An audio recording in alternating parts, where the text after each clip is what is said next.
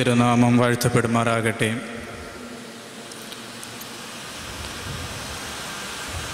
പരിശുദ്ധനായ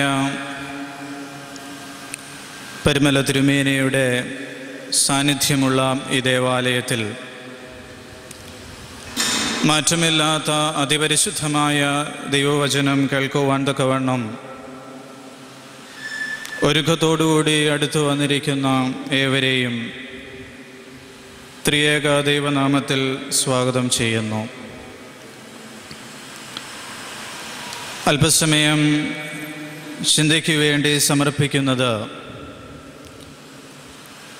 ദൈവവചനവും യേശുക്രിസ്തുവിൻ്റെ സാക്ഷ്യവും നിമിത്തം പത്മോസിൻ്റെ ഏകാന്തതയിൽ കഴിഞ്ഞ യോഹന്നാൻ സ്നാപകന് കർത്തൃദിവസം ആത്മവിശുദ്ധതയിലുണ്ടായ ദർശനം 3-ാം അധ്യായം അതിൻ്റെ 19-ാമത്തെ വാക്യമാണ്. വെളിപാട് പുസ്തകം 3-ാം അധ്യായം 19-ാമത്തെ വാക്യം. ആകയാൽ നീ ജാഗ്രതയുള്ളവനായിരിക്കുക. ആകയാൽ നീ ജാഗ്രതയുള്ളവൻ ആയിരിക്കുക. വെളിപാട് പുസ്തകം 1 മുതൽ 3 വരെയുള്ള അധ്യായങ്ങൾ യോഹന്നാൻ 7 സഭകൾക്കായി നൽകുന്ന ദൂതുകളാണ്. അതിലവസാനത്തെ സഭയാണ് ലവദോക്കിയ സഭ. ലവദോക്കിയ സഭയ്ക്ക് ദൂത് എഴുതുമ്പോൾ ആഹ്വാനം ചെയ്യുന്നതായ വാക്യമാണ് ആകയാൽ നീ ജാഗ്രതയുള്ളവൻ ആയിരിക്കുക. എഫെസോസിന് കിഴക്കുള്ള പട്ടണമാണ് ലവദോക്കിയ. BC 3-ാം നൂറ്റാണ്ടിൽ അന്ത്യോക്കോസ് രണ്ടാമൻ ആണ് ഇത് സ്ഥാപിച്ചത്. റോമൻ ഭരണകാലത്ത് ഏറ്റവും സമ്പന്നമായ ഒരു രാജ്യമായിരുന്നു ലവദോക്കിയ. ചരിത്രപരമായി വളരെ പ്രാധാന്യമുള്ള ഒരു പട്ടണം. പരിശുദ്ധനായ പൗലോസ്ലീഹ കൊലോസ്യ സഭയ്ക്ക് ലേഖനം എഴുതുമ്പോൾ ലവദോക്കിയ സഭയെക്കുറിച്ച് പരാമർശിക്കുന്നുണ്ട്. എപ്പഫ്രദോസിൻ്റെ സുവിശേഷ പ്രവർത്തനം വഴി ക്രൈസ്തവ വിശ്വാസം ഇവിടെ സ്ഥാപിതമായി. തുടർന്ന് ഈ സഭയ്ക്ക് പൗലോസ് തന്നെ ഒരു ലേഖനവും എഴുതി അറിയിക്കുന്നതായി കൊലോസ്യ ലേഖനം 4-ാം അധ്യായം 16-ാമത്തെ വാക്യത്തിൽ കാണുന്നുണ്ട്. പൗലോസ് ഇങ്ങനെയാണ് രേഖപ്പെടുത്തിയിരിക്കുന്നത്: നിങ്ങളുടെ ഇടയിൽ ഈ ലേഖനം വായിച്ചു തീർന്ന ശേഷം ലവദോക്കിയയിൽ കൂടി ഇത് വായിപ്പിക്കുകയും ലവദോക്കിയയിൽ നിന്നുള്ളത് നിങ്ങളും വായിക്കുകയും ചെയ്യുകയും. നിർഭാഗ്യവശാൽ ലവദോക്കിയ സഭയ്ക്ക് പൗലോസ്ലീഹ എഴുതിയതായ ലേഖനം ഇന്ന് ലഭ്യമല്ല.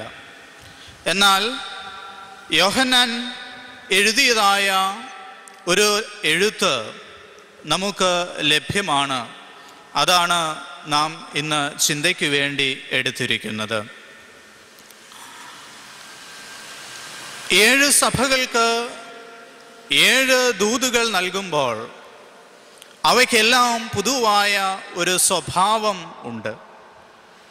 സഭയെ അഭിസംബോധന ചെയ്തുകൊണ്ട്, സഭയിലെ നല്ല കാര്യങ്ങളെ അഭിനന്ദിച്ചുകൊണ്ട്, സഭയിൽ വന്നുകൂടിയിരിക്കുന്നതായ മോശമായ പ്രവൃത്തികളെയും വിശ്വാസത്തെയും ശാസന ചെയ്തുകൊണ്ട്, അവർക്ക് വേണ്ടുന്നതായ തിരുത്തലുകൾ നൽകിക്കൊണ്ട്, അങ്ങനെ തിരുത്തുന്ന പക്ഷം അവർക്ക് ലഭിക്കുന്ന അനുഗ്രഹങ്ങൾ വിവരിച്ചുകൊണ്ട് ലേഖനം പരിസമാപിക്കുന്നു. എല്ലാ ലേഖനങ്ങളിലും ഇത് നമ്മൾ കാണുന്നുവെങ്കിലും ലവദോക്കിയ സഭയ്ക്ക് എഴുതുമ്പോൾ അഭിനന്ദനത്തിൻ്റെ ഒരു വാക്കുപോലും യോഹന്നാൻ ഉപയോഗിക്കുന്നില്ല. ആത്മാവ് സഭയോട് പറയുന്നത് എന്തെന്നാൽ എന്ന് പറഞ്ഞ് ആരംഭിക്കുന്ന എഴുത്തിൽ സഭയുടെ നല്ല പ്രവൃത്തികളെ ഒരിക്കലും അഭിനന്ദിക്കുന്നില്ല. മറിച്ച് അതിശക്തമായ ഭാഷയിൽ അവയെ ശാസിക്കുകയാണ്. ശാസനയുടെ വാക്കുകൾ അല്പം തീവ്രവുമാണ് എന്ന് നമുക്ക് വിശേഷിപ്പിക്കാവുന്നതാണ്. എന്നാൽ ഈ ശാസനയ്ക്ക് ഒരു പ്രത്യേകതയുണ്ട്. അത് സ്നേഹത്തിൻ്റെ ഭാഷയിലുള്ള ശാസനയാണ്. സ്നേഹം കൂടിച്ചേർന്നതായ ശാസനയാണ്. അതാണ് ഒരു ഉത്തമ ഇടയൻ്റെ സവിശേഷത. ശാസിക്കുമ്പോൾ സ്നേഹത്തോടെ ശാസിക്കുന്നു. മാതാപിതാക്കൾ മക്കളെ ശാസിക്കാറുണ്ട്. അവർ തെറ്റു കാണിക്കുമ്പോൾ രൂക്ഷമായ ഭാഷയിൽ അവരെ വിമർശിക്കാറുണ്ട്. ഒരു പടി കൂടി കടന്ന് അവരെ ശിക്ഷിക്കാറുണ്ട്. പക്ഷേ ആ ശിക്ഷകൾക്കും ശാസനകൾക്കും പിറകിൽ ഒരു പിതാവിൻ്റെ, ഒരു മാതാവിൻ്റെ സ്നേഹത്തിൻ്റെ അംശമുണ്ട്. അതുകൊണ്ട് എത്ര ശാസന ഒരു കുഞ്ഞിന് ലഭിച്ചാലും ആ കുഞ്ഞ് അതിൽ തളർന്നു പോകുന്നില്ല. മറിച്ച് അവൻ്റെ തെറ്റിനെ മനസ്സിലാക്കി തിരുത്തുവാൻ വേണ്ടുന്നതായ കാര്യങ്ങളിലേക്ക് അവൻ എത്തിപ്പെടുന്നു. അതുപോലെ ഒരു പിതാവിൻ്റെ വാത്സല്യത്തോടെ, ഒരു പിതാവിൻ്റെ സ്നേഹത്തോടെ സഭയ്ക്ക് ദൂത് നൽകുമ്പോൾ അവരെ ശാസിക്കുന്നുണ്ട്. ശാസിച്ചിട്ട് പറയുകയാണ്, സഭയെ നീ ജാഗ്രതയുള്ളവൻ ആയിരിക്കണം. ഓരോ വാക്കും അതിൻ്റെ അകത്ത് പഠിക്കേണ്ടതായ വാക്കുകളാണ്. നീ ജാഗ്രതയുള്ളവൻ ആയിരിക്കണം.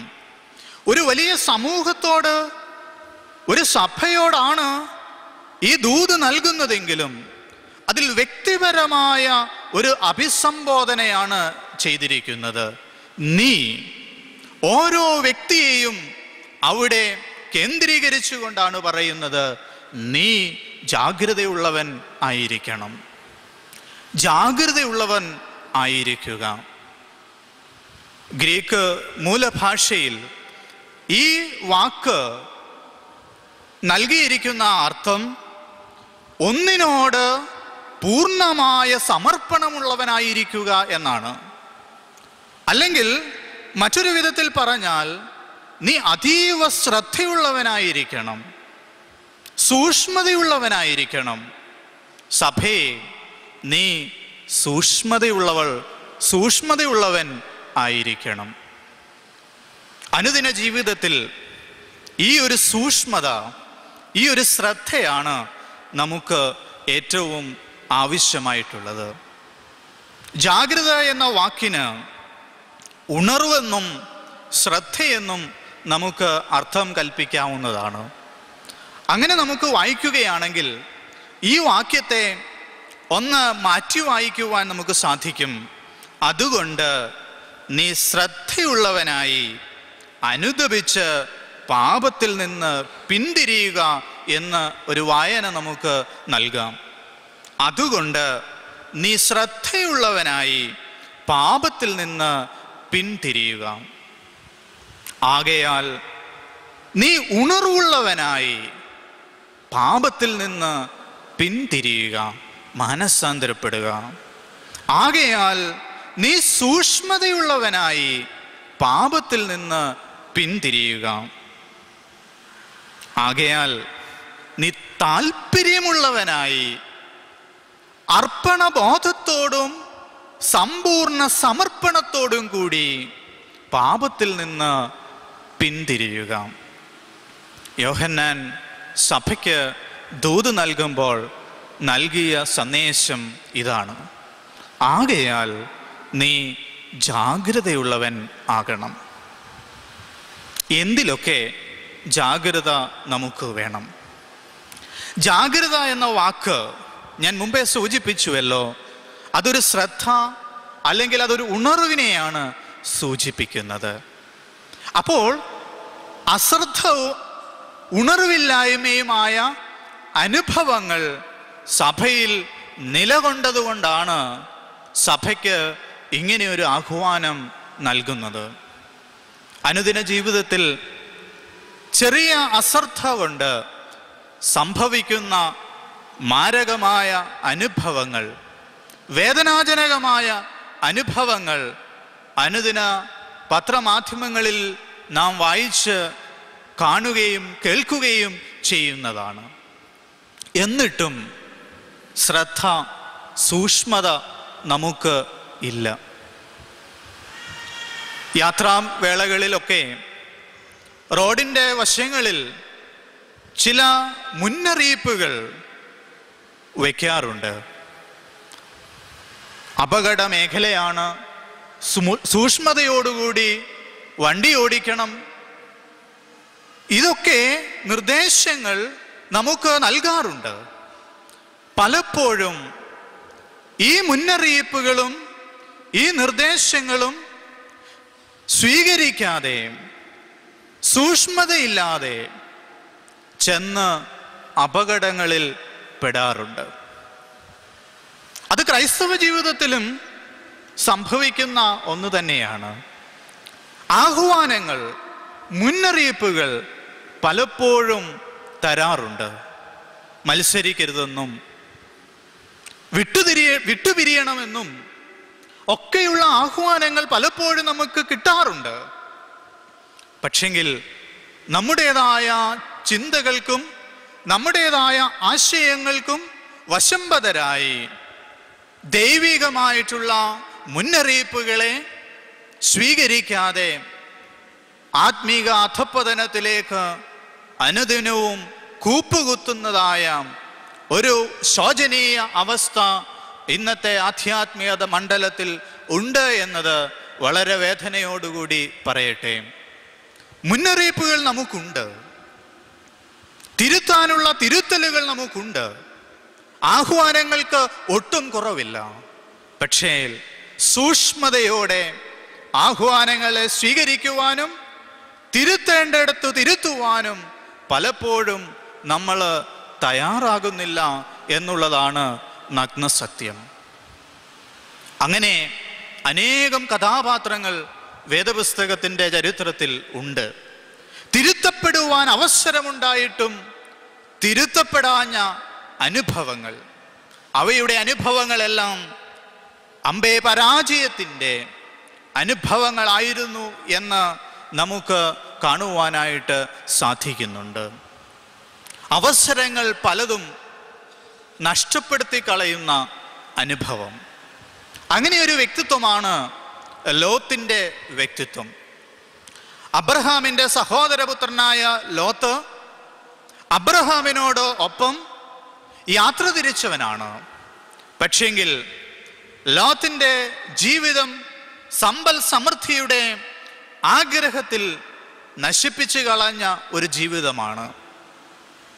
അബ്രഹാം ലോത്തിന് തെരഞ്ഞെടുക്കുവാനായിട്ടുള്ള അവസരം നൽകിയപ്പോൾ തലപൊക്കി ഉയർന്ന ചിന്തയോടുകൂടി ദേശത്തിൻ്റെ സമൃദ്ധി കണ്ട് ദേശത്തെ തെരഞ്ഞെടുത്ത ലോത്ത് ആ ദേശത്ത് വളരെ സന്തോഷത്തോടുകൂടി അധിപനായി വാഴുന്ന കാലത്ത് യഹോവയുടെ മുമ്പാകെ ദേശത്തിൻ്റെ ദുഷ്പ്രവൃത്തി വലുതായി വന്നു. ആ പട്ടണത്തെ നശിപ്പിക്കുവാൻ ദൈവം തീരുമാനിക്കുമ്പോൾ അബ്രഹാമിന് ദൂതൻ മുഖാന്തരമായി ആ ഒരു മുന്നറിയിപ്പ് നൽകുകയാണ്. സഹോദരപുത്രനോടുള്ള സ്നേഹം കൊണ്ട് അബ്രഹാം ദൈവസന്നിധിയിൽ പട്ടണത്തിനു വേണ്ടി മധ്യസ്ഥത ചെയ്യുന്നു. ലോത്തിന്റെ രക്ഷയ്ക്ക് വേണ്ടിയുള്ള മുന്നറിയിപ്പ് ലോത്തിന് നൽകുവാൻ തക്കവണ്ണം ദൂതന്മാരോട് പറഞ്ഞ് ഒപ്പിക്കുന്നു.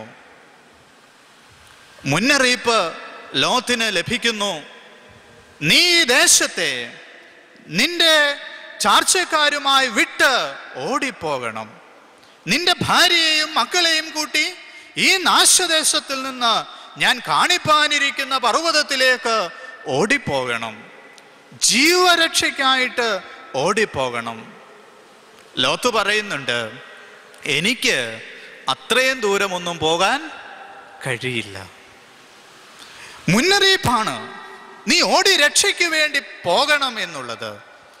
എന്നാൽ അവൻ്റെതായ ചില താല്പര്യങ്ങൾ ജീവരക്ഷയ്ക്കായിട്ടുള്ള ഓട്ടത്തിൽ അവൻ്റെ ജീവിതത്തെ പരാജയത്തിലേക്ക് കൊണ്ടെത്തിച്ചു. തിരിഞ്ഞു നോക്കരുത്, ജീവരക്ഷയ്ക്കായി ഓടണമെന്നുള്ളതായ ആഹ്വാനം ഒന്നാമത് അവൻ്റെ ഭാര്യ തന്നെ ലംഘിച്ചു.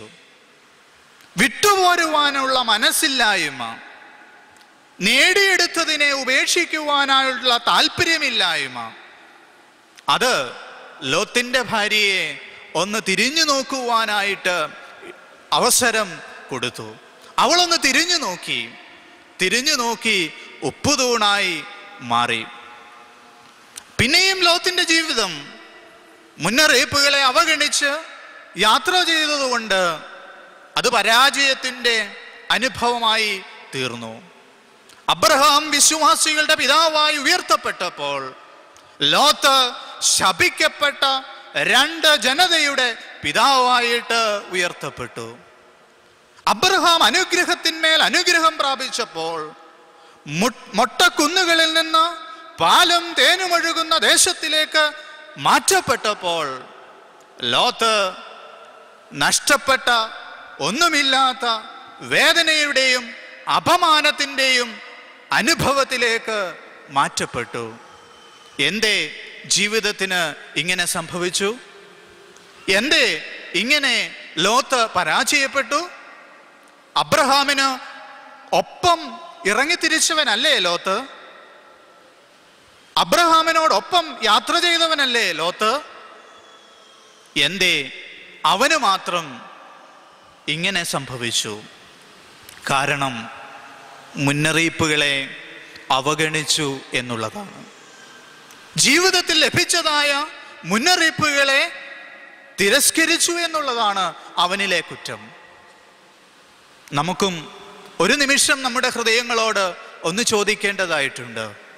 മുന്നറിയിപ്പുകൾ ലഭിക്കുമ്പോൾ ആ മുന്നറിയിപ്പുകളെ അവഗണിക്കാതെ പോകേണ്ടതായിട്ടുണ്ട്. യൂദായിക്കും അവസരങ്ങൾ പലതുണ്ടായിരുന്നു. രക്ഷപ്പെടുവാൻ യൂദായിക്കും പല അവസരങ്ങൾ ഉണ്ടായിരുന്നു. പക്ഷെങ്കിൽ മുന്നറിയിപ്പുകളെയും അവസരങ്ങളെയും അവൻ ഉപേക്ഷിച്ചതുകൊണ്ട് അവസാനം ശപിക്കപ്പെട്ട അനുഭവത്തിലേക്ക് മാറ്റപ്പെട്ടു. ക്രിസ്തു തെരഞ്ഞെടുത്തവനല്ലേ യൂദ? ക്രിസ്തുവിനോടൊപ്പം നടന്നവനല്ലേ യൂദ? ക്രിസ്തു പഠിപ്പിച്ചത് കേട്ടവനല്ലേ യൂദ? എന്തേ അവനിൽ ഈ ഒരു നാശത്തിന്റെ അനുഭവം വന്നു? ഒറ്റ ഉത്തരം നമുക്ക് കൊടുക്കുവാൻ സാധിക്കും. ലഭിച്ച മുന്നറിയിപ്പുകളും ലഭിച്ച അവസരങ്ങളും ജീവിതത്തിൽ ഉപയോഗിക്കാതെ നാശത്തിലേക്ക് ചെന്ന് പെട്ടു. ആയതിനാൽ കർത്താവിൽ അനുഗ്രഹിക്കപ്പെട്ടവരെ, മുന്നറിയിപ്പുകൾ നമ്മെ തിരുത്തുവാനുള്ളതാണെന്നുള്ളതായ ബോധ്യം നമുക്കുണ്ടാകണം. ഒരു തിരുത്തൽപ്പെടലിന്, ഒരു രൂപാന്തരത്തിന്, വിശുദ്ധ യോഹന്നാൻ ഉപയോഗിച്ച വാക്ക് തന്നെ പറഞ്ഞാൽ ഒരു മാനസാന്തരത്തിന് ഉള്ള അനുഭവമായി, തിരുത്തപ്പെടലിൻ്റെ അനുഭവമായി ഈ നിമിഷങ്ങളെ മാറ്റി തീർക്കേണ്ടതായിട്ടുണ്ട്. ജാഗ്രതയുള്ളവനായിരിക്കുക. ആകയാൽ നീ ജാഗ്രതയുള്ളവൻ ആയിരിക്കുക. വിശുദ്ധ പിതാക്കന്മാർ ജാഗ്രത എന്ന വാക്കിന് യാക്കോബിന്റെ ഗോവേണിയോടാണ് സാദൃശ്യപ്പെടുത്തിയിരിക്കുന്നത്. പിതാക്കന്മാരുടെ എഴുത്തുകളിൽ, പ്രത്യേകിച്ച് മരുഭൂമിയിലെ പിതാക്കന്മാരും ഫിലോകാലിയയിൽ എഴുതിയിരിക്കുന്ന പിതാക്കന്മാരും ജാഗ്രത എന്ന വിഷയത്തെ വളരെ ശക്തമായ ഭാഷയിലാണ് വിവരിച്ചിരിക്കുന്നത്. അവർ പറയുന്നു, ജാഗ്രത യാക്കോബിന്റെ ഗോവേണിക്ക് സമമാണ്. അത് യാക്കോബിന്റെ ഗോവേണി പോലെയാണ്. ദൈവം അതിൻ്റെ മുകളിലത്തെ പടിയിലും മാലാഖമാർ അവിടേക്ക് കയറിപ്പോകുന്നതുമായ അനുഭവം. ദോഷകരമായ അനുഭവങ്ങൾ നമ്മിലുള്ള എല്ലാത്തിനെയും വ്യർത്ഥാഭാഷണം, നിന്ന, പരദൂഷണം, തുടങ്ങിയവയെല്ലാം അത് ഇല്ലാതെയാക്കും. അതൊരു പടികയറ്റമാണ്. ദൂതന്മാരോടൊപ്പം സ്വർഗത്തിലേക്ക്, പിതാവാം ദൈവത്തിൻ്റെ സന്നിധിയിലേക്ക് ഉള്ള ഒരു കയറ്റമാണ്. യാക്കോബ് പിതാവിനെയും സഹോദരനെയും വഞ്ചിച്ച ശേഷം ലൂസിൽ വന്ന് പാർക്കുമ്പോഴാണല്ലോ ഈ ഒരു ദർശനം ഉണ്ടാകുന്നത്. അത് അവൻ്റെ ജീവിതത്തിൽ ഒരു മാറ്റത്തിൻ്റെ അനുഭവമായിരുന്നു, ഒരു തിരുത്തലിൻ്റെ അനുഭവമായിരുന്നു. അവിടെ അവൻ തിരുത്തി തന്നെ. ഈ ദർശനത്തിന് ശേഷമാണ് അവൻ പറയുന്നത്, ഇവിടെ ദൈവം ഉണ്ടായിരുന്നു, ഞാനോ അത് അറിഞ്ഞില്ല. എൻ്റെ ജാഗ്രതയില്ലായ്മ, എൻ്റെ ശ്രദ്ധയില്ലായ്മ, എൻ്റെ സൂക്ഷ്മതയില്ലായ്മ എൻ്റെ ദൈവത്തെ അറിയുവാൻ എനിക്ക് തടസ്സമായിട്ട് നിന്നു. എന്നാൽ ദൈവം തൻ്റെ കരുണയാൽ ദൈവികമായ ദർശനത്തിലൂടെ എനിക്ക് പുതിയൊരു ജാഗ്രത നൽകി, പുതിയൊരു സൂക്ഷ്മത നൽകി, പുതിയൊരു ഉണർവ് എനിക്ക് നൽകി. അതാണ് അവൻ്റെ ജീവിതത്തെ അപ്പാടെ മാറ്റിമറിച്ചത്. അതാണ് യാക്കോബിൽ നിന്ന് ഇസ്രായേലിലേക്കുള്ള മാറ്റം. വഞ്ചകനിൽ നിന്ന്, ചതിയനിൽ നിന്ന് ദൈവത്തിൻ്റെ കുമാരൻ എന്നുള്ളതായ സ്ഥാനത്തിലേക്കുള്ള സ്ഥാനക്കയറ്റത്തിന് കാരണം അവൻ്റെ ജീവിതത്തിൽ അവന് ലഭിച്ചതായ ദർശനമായിരുന്നു. ആ ദർശനം സൂക്ഷ്മതയോടുകൂടി അവസാനം വരെ സൂക്ഷിക്കുവാൻ അവന് കഴിഞ്ഞതുകൊണ്ടാണ് മേൽക്കുമേൽ അവൻ അനുഗ്രഹം പ്രാപിച്ചത്. അതുകൊണ്ടാണ് പിതാക്കന്മാർ ജാഗ്രതയെ യാക്കോബിൻ്റെ ഗോവേണിക്ക് സമം എന്ന് പറഞ്ഞിരിക്കുന്നത്. രണ്ടാമതായി പിതാക്കന്മാർ ജാഗ്രതയെ വിശേഷിപ്പിച്ചത് ഉപ്പിനോടാണ്. ഉപ്പ് നമുക്കെല്ലാവർക്കും പരിചയമുള്ള ഒന്നാണ്. ഉപ്പ് അപ്പത്തിനും മറ്റ് ഭക്ഷണ പദാർത്ഥങ്ങൾക്കും രുചി വർദ്ധിപ്പിക്കുന്നതാണ്. ചിലതരം മാംസങ്ങൾ കേടുകൂടാതെ സൂക്ഷിക്കുവാൻ ഉപ്പിന് കഴിയും. അതുപോലെ ആത്മാവിന് മാധുര്യം നൽകുവാൻ, ആത്മാവിനെ മധുരപൂർണമാക്കുവാൻ, ദുഷ്ചിന്തകളുടെയും ദുർഗന്ധങ്ങളെ അകറ്റി സച്ചിന്തകളുടെ നല്ല അനുഭവത്തെ ജീവിതത്തിൽ നിറയ്ക്കുവാൻ ജാഗ്രതയ്ക്ക്, സൂക്ഷ്മതയ്ക്ക്, ശ്രദ്ധയ്ക്ക്, ഉണർവിന് നമ്മുടെ ജീവിതത്തിൽ കഴിയുമെന്നാണ് പിതാക്കന്മാർ ആഹ്വാനം ചെയ്യുന്നത്. ഉപ്പ് എപ്രകാരം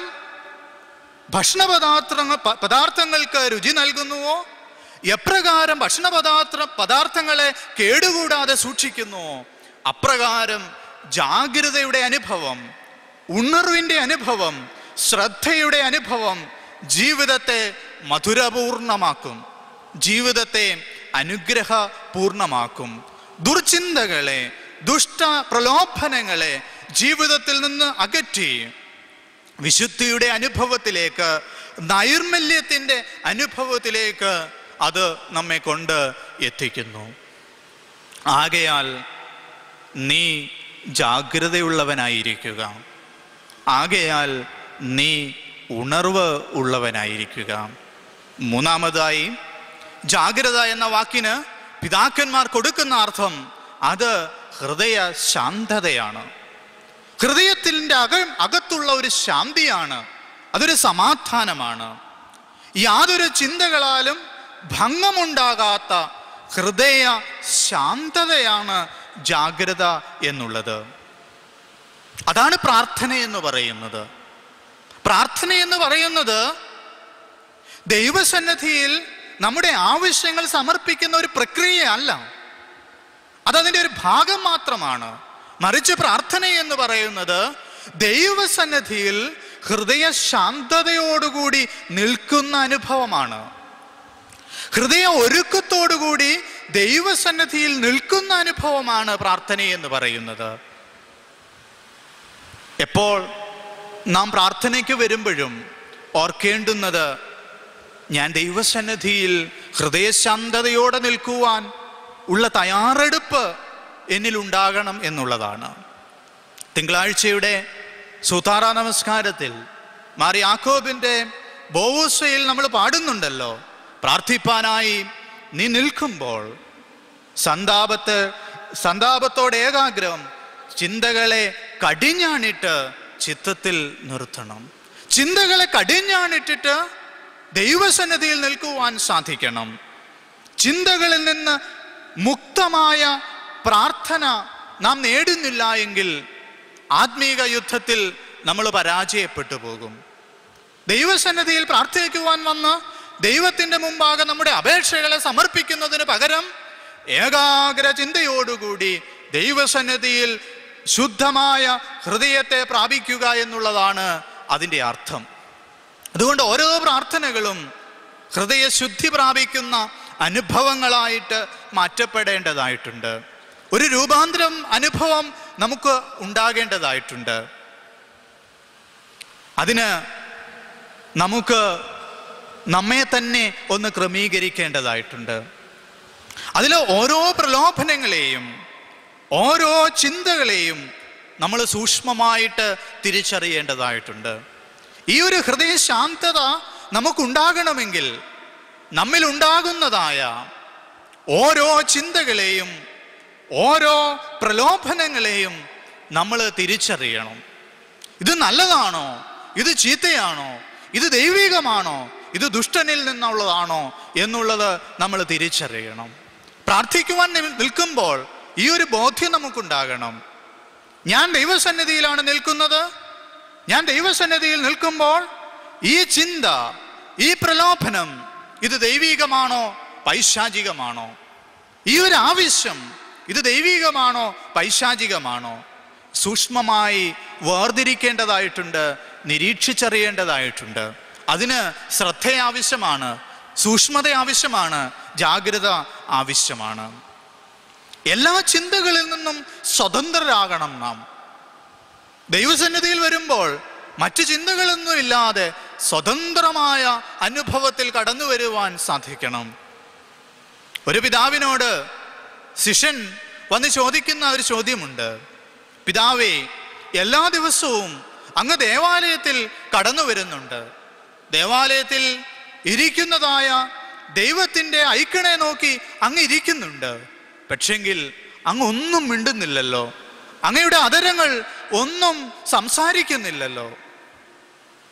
ഈ പിതാവ് കൊടുത്ത മറുപടി, അതേ ശിഷ്യ, ഞാനൊന്നും സംസാരിക്കുന്നില്ല, എനിക്ക് സംസാരിക്കുവാൻ വാക്കുകളില്ല. ഞാൻ ദൈവസന്നിധിയിൽ വരുമ്പോൾ എനിക്ക് സംസാരിക്കുവാൻ വാക്കുകളില്ല. ഞാൻ അവനെ നോക്കിയിരിക്കും. അത്രമാത്രമേ എനിക്ക് പറ്റുകയുള്ളൂ. അവനെ നോക്കിയിരിക്കുക, ദൈവത്തെ നോക്കിയിരിക്കുക.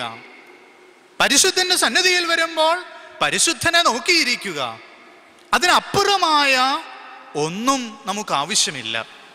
അതിൽ എല്ലാം പൂർണ്ണമാണ്.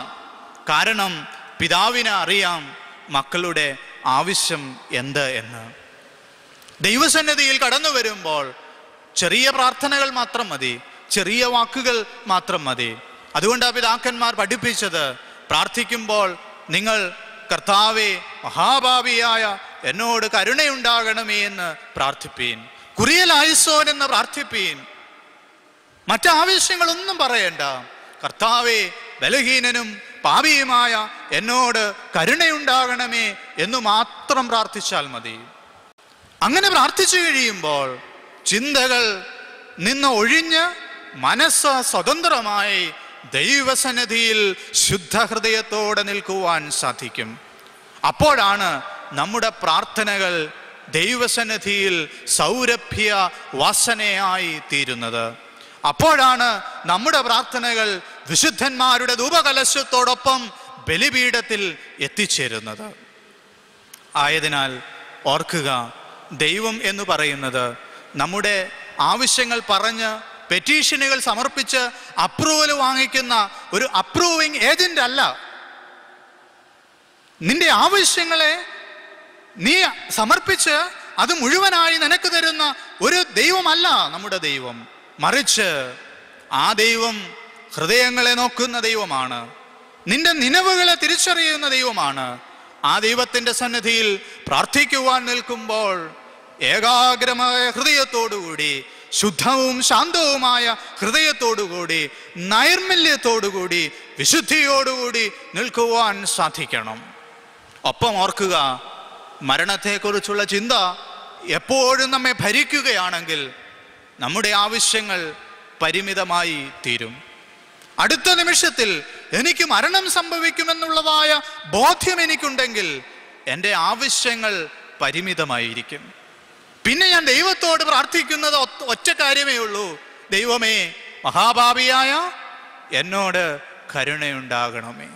എൻ്റെ മരണം അടുത്ത നിമിഷം സംഭവിക്കുമെന്ന് എനിക്ക് ബോധ്യമാകുന്ന നിമിഷത്തിൽ എൻ്റെ പ്രാർത്ഥന എനിക്ക് കാറ് തരണമെന്നോ, എനിക്ക് 2 നില വീട് തരണമെന്നോ, അല്ലെങ്കിൽ എനിക്ക് അനുഗ്രഹം ലഭിക്കണമെന്നോ അല്ല. മറിച്ച് എന്തായിരിക്കും എൻ്റെ പ്രാർത്ഥന? ദൈവമേ, മഹാപാപിയായ എന്നോട് കരുണ തോന്നണമേ.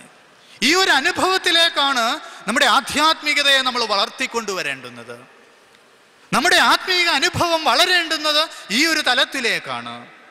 അങ്ങനെ വളരുവാൻ നമുക്ക് സാധിക്കുന്നില്ല എങ്കിൽ നമ്മുടെ ആത്മീക ജീവിതം പരാജയമാണ് എന്ന് പറയുന്നതിൽ സംശയമില്ല.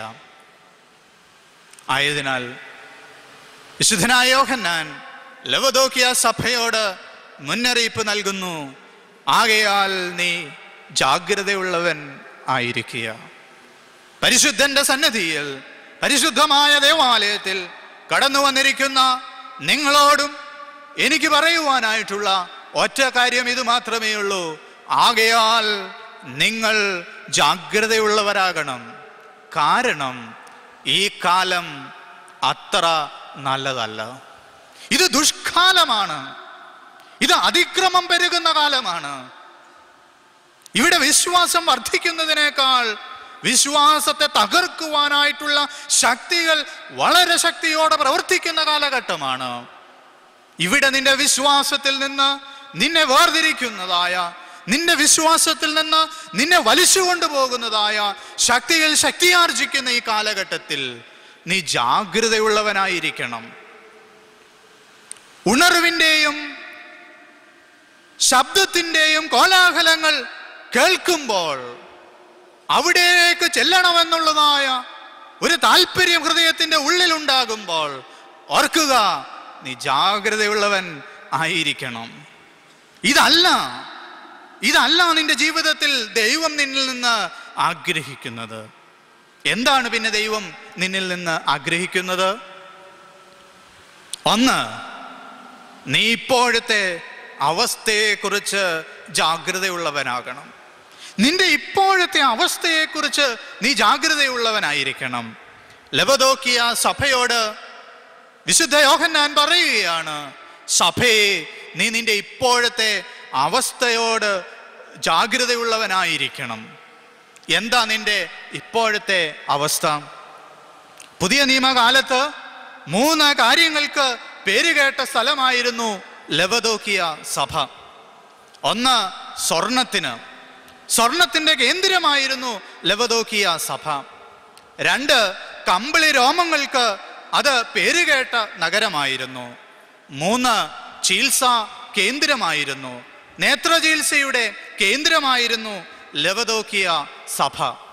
എന്നാൽ ആ സഭയെ വളരെ ശക്തമായ ഭാഷയിൽ, സ്നേഹത്തിൻ്റെ ഭാഷയിൽ യോഹന്നാൻ ഓർമ്മിപ്പിക്കുകയാണ്: എന്നാൽ നിന്റെ അവസ്ഥ ഇന്ന് വളരെ പരിതാപകരമാണ്. എന്താണ് നിന്റെ അവസ്ഥ? ഞാൻ നിന്റെ പ്രവൃത്തി അറിയുന്നു. നീ ഉഷ്ണവാനുമല്ല, നീ ശീതവാനുമല്ല.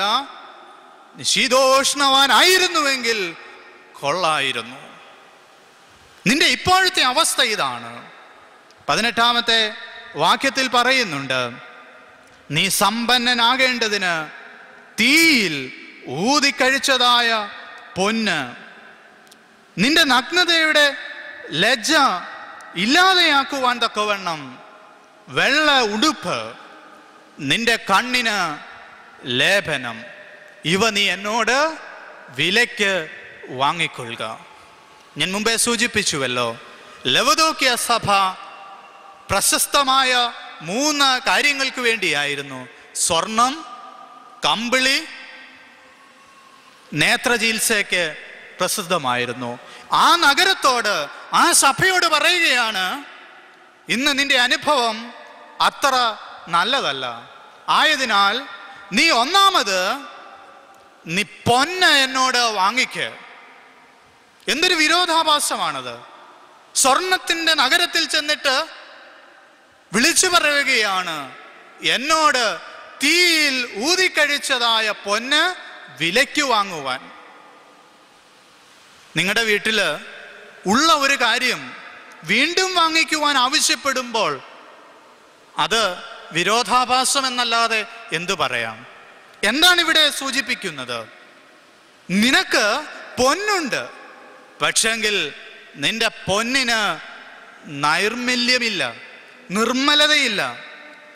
നിനക്ക് സ്വർണമുണ്ട്, പക്ഷെങ്കിൽ നിന്റെ സ്വർണം ശുദ്ധമല്ല. അതിനെ നമുക്ക് ഇങ്ങനെ ഒന്ന് മാറ്റി വായിക്കാം. നിർമ്മലമായ വിശ്വാസം, നിർമ്മലമായ വിശുദ്ധി നിനക്ക് ഇന്ന് നഷ്ടപ്പെട്ടിരിക്കുന്നു. ആദിയിലുണ്ടായിരുന്ന വിശുദ്ധി നിനക്കിന്ന് നഷ്ടപ്പെട്ടിരിക്കുന്നു. ആരംഭത്തിലുണ്ടായിരുന്നതായ വിശ്വാസം നിനക്കിന്ന് നഷ്ടപ്പെട്ടിരിക്കുന്നു. ഏറെക്കുറെ വഴുതുവാനുള്ള അനുഭവത്തിലായി നീ. എപ്പോൾ വേണമെങ്കിലും വീഴുവാനുള്ള അനുഭവത്തിലേക്ക് നീ മാറ്റപ്പെട്ടിരിക്കുന്നു. നിന്റെ വിശുദ്ധി നിനക്ക് നഷ്ടപ്പെട്ടിരിക്കുന്നു. സഭയെ നീ ജാഗ്രതയുള്ളവൻ ആകണം. കാരണം ആദ്യ വിശുദ്ധി നിനക്ക് നഷ്ടപ്പെടുന്നു. പരിശുദ്ധ മാമോദീസായിലൂടെ നീ പ്രാപിച്ചതായ ആ വിശുദ്ധി നിനക്ക് അനുദിന ജീവിതത്തിൽ നഷ്ടപ്പെട്ടുകൊണ്ടിരിക്കുന്നു. നമുക്കറിയാമല്ലോ, എല്ലാ ഉറവകളും ആരംഭിക്കുമ്പോൾ ശുദ്ധമാണ്, നിർമ്മലമാണ്. മാലിന്യങ്ങളൊന്നും ആ ഉറവകളിൽ ഉണ്ടാകില്ല. അല്പദൂരം അത് യാത്ര ചെയ്യുമ്പോൾ അതൊരു തോടായി, ഒരു നദിയായി അതിൻ്റെ ഒഴുക്ക് ആരംഭിക്കുമ്പോൾ പല മാലിന്യങ്ങളും അതിലേക്ക് കടന്നു വരും. അവസാനം അത് മാലിന്യത്തിൻ്റെ ഒരു കൂമ്പാരമായി മാറും. മനുഷ്യർക്ക് ഉപയോഗിക്കുവാൻ പറ്റാത്തവണ്ണം മലിനതയുള്ളതായി അത് മാറും. അതുപോലെയാണ് വിശുദ്ധ ജീവിതവും. ആരംഭിക്കുന്നത് നല്ലതായിട്ടൊക്കെയാണ്. ലോകത്തിൻ്റെതായ ഗതിക്കനുസരിച്ചുള്ള യാത്രയിൽ പാപത്തിൻ്റെതായിട്ടുള്ള മാലിന്യങ്ങൾ ജീവിതത്തിലേക്ക് കടന്നുകൂടി ആദ്യ വിശുദ്ധിയെ നിന്നിൽ നിന്ന് നഷ്ടപ്പെടുത്തി കളയുന്നു. ഓർക്കുക, നീ ആദ്യ വിശുദ്ധിയിലേക്ക് മടങ്ങി വരേണ്ടതായിട്ടുണ്ട്. പ്രാപിച്ചതായ ആദ്യ വിശുദ്ധിയിലേക്ക് ഒന്ന് തിരിച്ചു വരേണ്ടതായിട്ടുണ്ട്. ആയതിനാൽ നീ ജാഗ്രതയുള്ളതായിരിക്കണം. നിന്റെ ആരാധനാ ജീവിതം അത് നിനക്കിന്ന് വെറും യാന്ത്രികമായിക്കൊണ്ടിരിക്കുന്നു. ആത്മാർത്ഥമായി ദൈവസന്നിധിയിൽ ആരാധിക്കുവാൻ നിനക്കിന്ന് കഴിയുന്നുണ്ടോ? ദൈവസന്നിധിയിൽ പ്രാർത്ഥിക്കുവാൻ നിൽക്കുമ്പോൾ ആത്മാർത്ഥമായി പ്രാർത്ഥിക്കുവാൻ നിനക്ക് സാധിക്കുന്നുണ്ടോ? ദൈവത്തെ കാണുവാൻ നിനക്ക് സാധിക്കുന്നുണ്ടോ? അവിടെയാ നമ്മുടെ വിശുദ്ധിയുടെ ആഴം നമ്മൾ മനസ്സിലാക്കേണ്ടുന്നത്. ദൈവത്തെ കാണുവാൻ സാധിക്കുന്നുണ്ടോ? ഓരോ ആരാധനകളിലും സംബന്ധിക്കുമ്പോഴും ഓരോ കൂദാശകളിലും സംബന്ധിക്കുമ്പോൾ അതിൽ അടങ്ങിയിരിക്കുന്ന ദൈവത്തെ കാണുവാൻ നമുക്ക് സാധിക്കുന്നുണ്ടോ? ഓരോ വിശുദ്ധ കുർബാനയിലും സംബന്ധിക്കുമ്പോൾ കുർബാനയിലെ ദൈവത്തെ തിരിച്ചറിയുവാൻ നമുക്ക് സാധിക്കുന്നുണ്ടോ? ഒരു നിമിഷം നമ്മോട് ഒന്ന് ചോദിക്കേണ്ടതാകുന്നു. മരുഭൂമിയിലെ പിതാക്കന്മാർ ഇങ്ങനെയാണ് പറഞ്ഞത്: നീ പ്രാർത്ഥിക്കുവാൻ നിൽക്കുമ്പോൾ മറ്റൊന്നിനെയും കാണാതെ നിൽക്കുവാൻ കഴിയുമ്പോഴാണ് നിനക്ക് ദൈവത്തെ കാണുവാൻ കഴിയുന്നത്. മറ്റൊന്നിനെയും കാണാതെ നിൽക്കുവാൻ കഴിയുമ്പോൾ മാത്രമേ നിനക്ക് ദൈവത്തെ കാണുവാനായിട്ട് സാധിക്കത്തുള്ളൂ. ഇന്ന് ദൈവത്തെ കാണുവാൻ വേണ്ടിയാണ് നമ്മളെല്ലാവരും പരക്കം പായുന്നത്.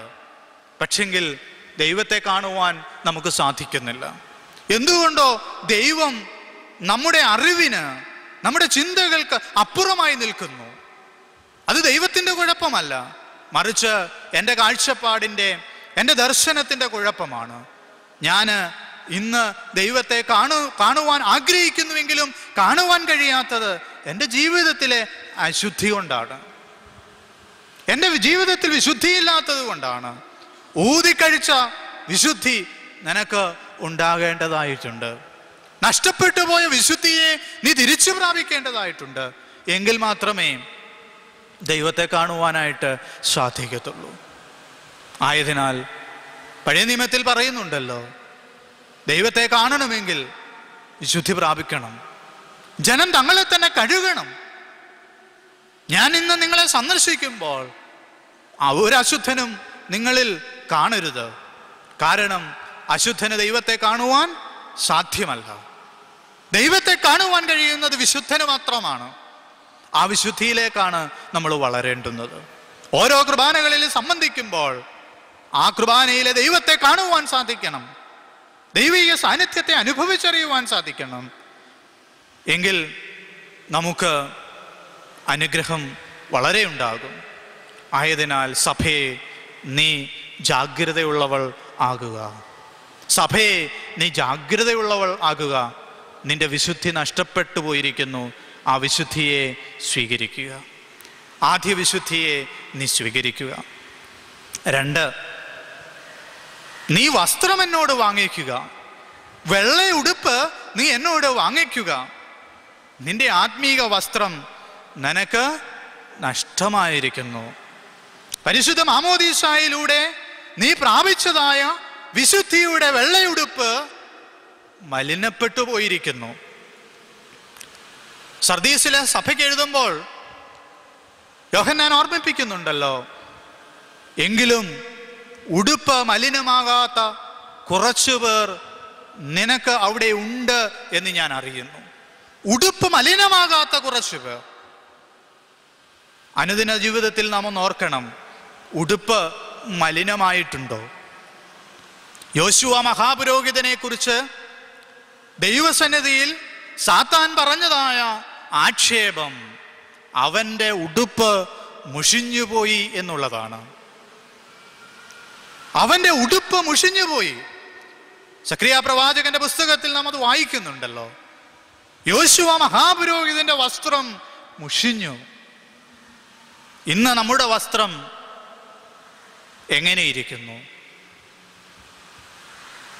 മാമോദീസായിലൂടെ നാം പ്രാപിച്ചതായ വിശുദ്ധിയുടെ വസ്ത്രം ഇന്ന് എങ്ങനെയിരിക്കുന്നു? മലിനപ്പെട്ടിട്ടുണ്ടോ? അതോ ആ വിശുദ്ധി നമ്മൾ കാത്തു സൂക്ഷിച്ചിട്ടുണ്ടോ? ഉണ്ടെങ്കിൽ നന്ന്, ഇല്ല എങ്കിൽ ആ വിശുദ്ധിയിലേക്ക് നീ കടന്നു വരണം. നീ സൂക്ഷ്മതയുള്ളവനാകണം, നീ ശ്രദ്ധയുള്ളവനാകണം. എന്തിന്? നിന്റെ വിശുദ്ധിയിലേക്ക് നീ മടങ്ങി വരുന്നതിന്. നഷ്ടപ്പെട്ടു പോയ വസ്ത്രം നീ തിരിച്ചു വാങ്ങിക്കുന്നതിന് സൂക്ഷ്മതയുള്ളവൻ ആയിരിക്കണം. കാരണം ഒരുക്കപ്പെട്ടിരിക്കുന്ന വസ്ത്രം കൂടാതെ മണവാളനൊത്ത് മണവറയിൽ പ്രവേശിക്കുവാൻ സാധിക്കത്തില്ല. വസ്ത്രം നമുക്ക് വേണ്ടി വെച്ചിട്ടുണ്ട്. ആയതിനാൽ നമുക്കറിയാമല്ലോ, കർത്താവ് ഒരു ഉപമയിലൂടെ നമ്മോട് ആഹ്വാനം ചെയ്യുന്നുണ്ടല്ലോ. രാജാവ് തൻ്റെ മകന് വേണ്ടി ഒരുക്കപ്പെട്ട സദ്യയിലേക്ക് അനേകരെ ക്ഷണിച്ചു. വന്നവർക്ക് ധരിക്കുവാൻ വേണ്ടി അവൻ വിശേഷ വസ്ത്രവും അവിടെ ഒരുക്കിയിരുന്നു. വന്നവർ പലരും വിശേഷ വസ്ത്രങ്ങൾ ധരിച്ചുവെങ്കിൽ ഒരു മനുഷ്യൻ മാത്രം വിശേഷ വസ്ത്രം ധരിക്കുവാൻ തയ്യാറായില്ല.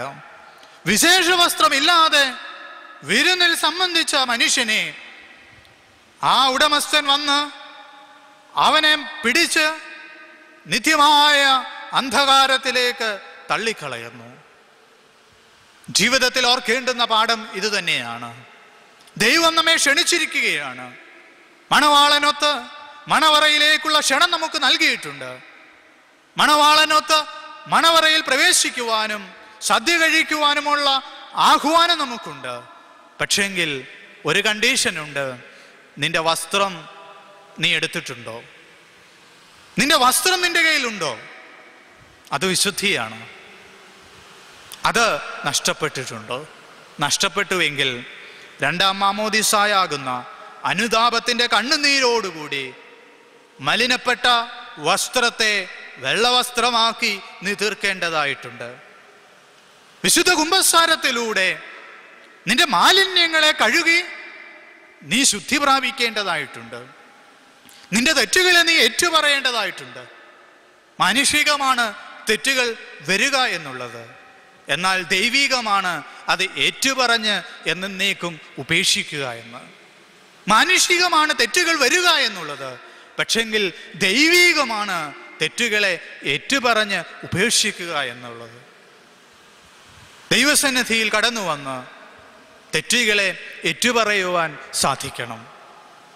യഥാർത്ഥമായൊരു അനുതാപം നമ്മുടെ ഹൃദയങ്ങളിൽ ഉണ്ടാകേണ്ടതായിട്ടുണ്ട്. തെറ്റുകളുടെ തിരിച്ചറിവും അവയിൽ നിന്നുള്ള മോചനവും നാം പ്രാപിക്കേണ്ടതായിട്ടുണ്ട്. ഇന്ന് വേദനയോടെ പറയട്ടെ, ഇതെല്ലാം യാന്ത്രികമായിക്കൊണ്ടിരിക്കുന്നു. ചടങ്ങിനു വേണ്ടി കുമ്പസാരിച്ച് തീർക്കാം എന്നുള്ള ഒരു ചിന്തയോടുകൂടി കുമ്പസാരിക്കുന്നവർ പൊതുയോഗത്തിലോ മറ്റ് ഔദ്യോഗിക സ്ഥാനങ്ങളിലോ വരുവാൻ വേണ്ടി മാത്രം കുമ്പസാരത്തെ കാണുന്ന അനുഭവം, അച്ഛന് വല്ലതും തോന്നും എന്നുള്ളതായ ചിന്തയോടുകൂടി മാത്രം കുമ്പസാരിക്കുവാൻ വരുന്ന അനുഭവം, ഇതല്ലേ ഇന്ന് വന്നിരിക്കുന്നത്. അതിൽ നിന്ന് യഥാർത്ഥമായ അനുതാപത്തിൻ്റെ ഏറ്റുപറച്ചിലിൻ്റെ അനുഭവത്തിലേക്ക് നമ്മൾ മാറ്റപ്പെടേണ്ടതായിട്ടുണ്ട്. ദൈവസന്നിധിയിൽ കണ്ണുനീരോടുകൂടി പ്രാർത്ഥിക്കുവാൻ സാധിക്കണം. നമ്മളൊക്കെ അഭിമാനിക്കുന്നുണ്ട്, നമുക്കാർക്കും തെറ്റുകളില്ല, നമ്മളെല്ലാം വിശുദ്ധരാണ് എന്ന്. ഈ വിശുദ്ധി എന്ന് പറയുന്നത് നമ്മുടെയൊക്കെ അഭിനയം മാത്രമാണ്. ഉള്ളിൻ്റെ ഉള്ളിൽ പാപത്തിൻ്റെതായ കെട്ടുകളിൽ ഇന്ന് കഴിയുകയാണ്. പാപമാണിന്ന് നമ്മെ ഭരിക്കുന്നത്. ആ അനുഭവം മാറ്റപ്പെടേണ്ടതായിട്ടുണ്ട്. അറിഞ്ഞുമറിയാതെയും ജീവിതത്തിൽ വന്നുകൊണ്ടിരിക്കുന്ന തെറ്റുകളെ ഓർത്ത് നമ്മൾ കരയേണ്ടതായിട്ടുണ്ട്. ആവർത്തന പുസ്തകത്തിൽ പറയുന്നുണ്ട്, നിന്റെ സഹോദരന്റെ കണ്ണുനീർ നിനക്ക് പാപമായി തീരാതിരിക്കാൻ നീ സൂക്ഷിച്ചു കൊള്ളണം. ദൈവസന്നിധിയിൽ നിൽക്കുമ്പോൾ നിന്റെ സഹോദരന്റെ കണ്ണുനീർ നിനക്ക് പാപമായി തീരാതിരിക്കേണ്ടതിന് നീ സൂക്ഷിക്കണമെന്നാണ് ആവർത്തന പുസ്തകം 15-ാം അധ്യായത്തിൽ രേഖപ്പെടുത്തിയിരിക്കുന്നത്. സഹോദരന്റെ നിലവിളി നമുക്ക് പാപമായി തീരും. ക്രിസ്തു പറയുന്നുണ്ടല്ലോ, യാഗപീഠത്തിൽ ബലിയർപ്പിക്കുവാനായി നീ വരുമ്പോൾ, ബലിപീഠത്തിന്റെ മുമ്പാകെ നിൽക്കുമ്പോൾ നിന്റെ സഹോദരന് നിന്നോട് വല്ലതും ഉണ്ട് എന്ന് നിനക്ക് തോന്നുന്ന പക്ഷം ബലി അർപ്പിക്കുവാൻ കൊണ്ടുവന്ന ബലിവസ്തു ബലിപീഠത്തിന്റെ സമീപത്ത് വെച്ചിട്ട് ആദ്യം പോയി നിന്റെ സഹോദരനോട് നീ നിരന്നുകൊള്ളണം.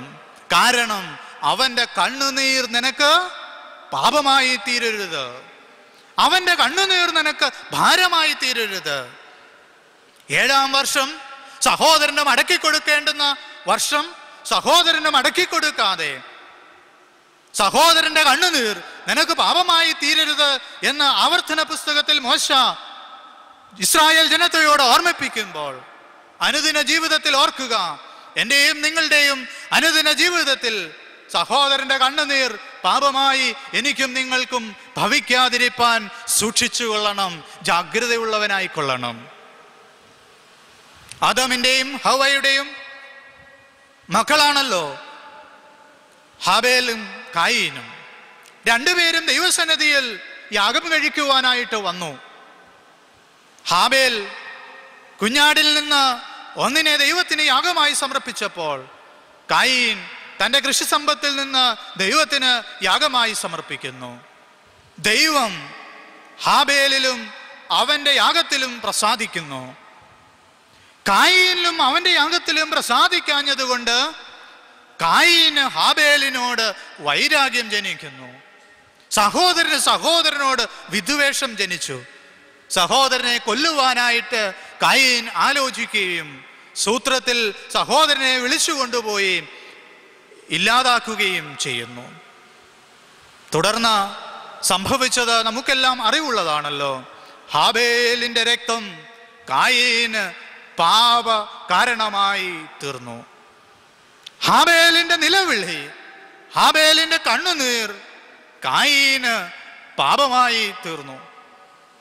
ദൈവസന്നിധിയിൽ കടന്നു വരുമ്പോൾ ഓർക്കുക, സഹോദരന്റെ കണ്ണുനീർ എനിക്ക് പാപമാകരുത്, മറ്റുള്ളവരുടെ കണ്ണുനീർ എനിക്ക് ഭാരമായി മാറരുത്, പാപമായി മാറരുത്. ഏറ്റുപറയേണ്ടതായിട്ടുണ്ട്. ഇത് നാം ഏറ്റുപറയാറുണ്ടോ?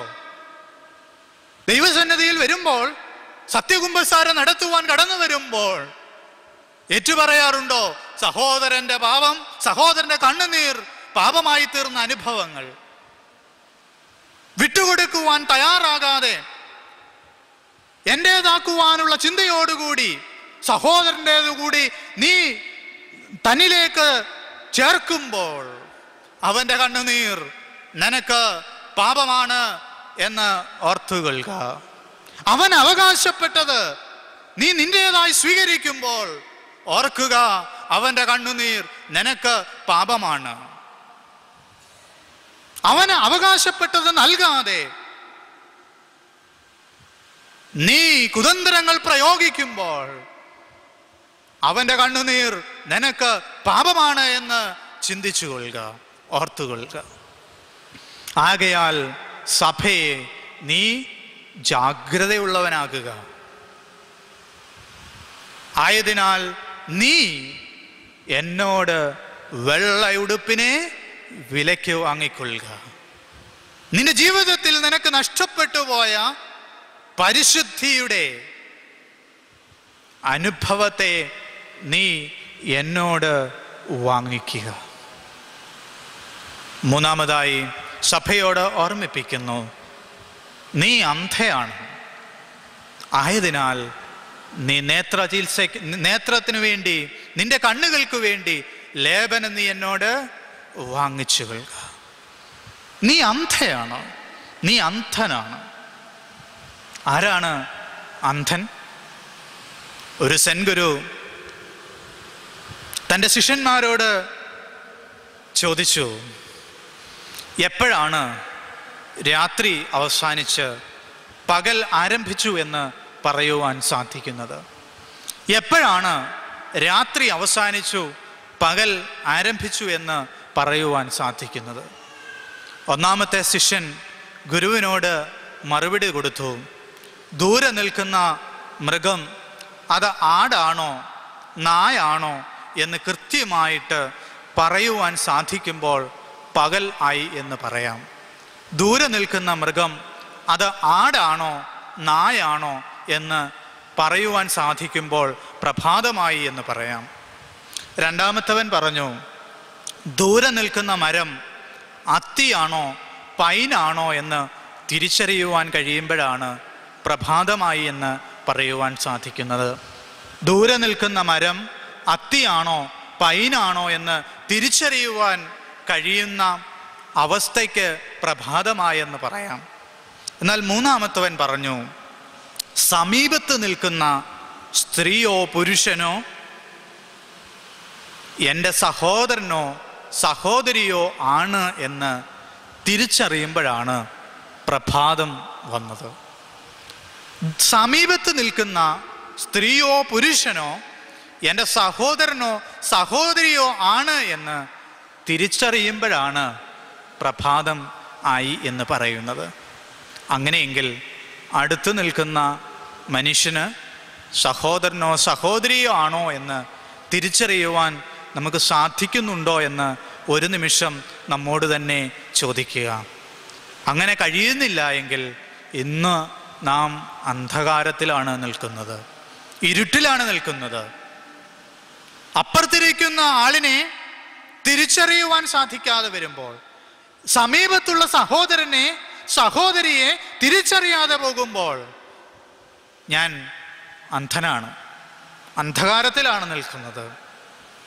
വിശുദ്ധ മർക്കോസിന്റെ സുവിശേഷം 8-ാം അധ്യായം 22 മുതൽ 26 വരെയുള്ള വാക്യങ്ങളിൽ ബെത്സയിദയിലെ ഒരു കുരുടന് യേശു തമ്പുരാൻ സൗഖ്യം കൊടുക്കുന്നതായ വിവരണം നൽകുന്നുണ്ട്. കുരുടന് വിവരണം കുരുടന് സൗഖ്യം നൽകുന്ന വിവരണം ഇങ്ങനെയാണ് പോകുന്നത്. സൗഖ്യം നൽകിയ ശേഷം അവനോട് തമ്പുരാൻ ചോദിക്കുന്നുണ്ട്, നീ എന്ത് കാണുന്നു? നീ എന്ത് കാണുന്നു? അവൻ പറഞ്ഞു, ഞാൻ മനുഷ്യനെ കാണുന്നു, അവ മരങ്ങളെ പോലെ അത്രേ. ഞാൻ മനുഷ്യനെ കാണുന്നു, അവ മരങ്ങളെ പോലെ അത്രേ. വീണ്ടും ക്രിസ്തു അവന്റെ മേൽ സ്പർശിച്ചു കഴിഞ്ഞപ്പോൾ അവന്റെ കണ്ണു തുറന്നു. അവനോട് ചോദിച്ചു, നീ എന്ത് കാണുന്നു? അവൻ പറഞ്ഞു, ഞാൻ മനുഷ്യനെ മനുഷ്യനായി കാണുന്നു. എപ്പോഴാണ് അവൻ അന്ധതയിൽ നിന്ന് വിമുക്തനായത്? എപ്പോഴാണ് അവൻ യഥാർത്ഥമായ സൗഖ്യം പ്രാപിച്ചത്? ആദ്യം അവൻ കാഴ്ച പ്രാപിച്ചു, പക്ഷെങ്കിൽ അവൻ അന്ധനായി തന്നെ നിലനിർന്നു. കാരണം അവന് മനുഷ്യനെ മനുഷ്യനായി കാണുവാൻ കഴിഞ്ഞില്ല. എപ്പോഴാണ് അവൻ മനുഷ്യനെ മനുഷ്യനായി കണ്ടത്? അപ്പോഴാണ് അവൻ വെളിച്ചത്തിലേക്ക് വന്നത്. അനുഗ്രഹിക്കപ്പെട്ടവരെ, എൻ്റെയും നിങ്ങളുടെയും ജീവിതത്തിൽ എപ്പോഴാണ് ഞാൻ മനുഷ്യനെ മനുഷ്യനായി കാണുന്നത്? അപ്പോൾ മാത്രമേ ഞാൻ പ്രകാശത്തിലേക്ക് വന്നിട്ടുള്ളൂ. ഇല്ല എങ്കിൽ ഞാൻ ഇന്നും അന്ധകാരത്തിലാണ്, ഞാൻ അന്ധനാണ്. മനുഷ്യനെ മനുഷ്യനായി കാണുവാൻ സാധിക്കണം. വേദനപ്പെടുന്നവന്റെ വേദന കാണുവാൻ സാധിക്കണം. മുറിവേറ്റവന്റെ മുറിവുകളെ കാണുവാൻ സാധിക്കണം. ഒരു കൈ സഹായം അവന് കൊടുക്കുവാൻ സാധിക്കണം.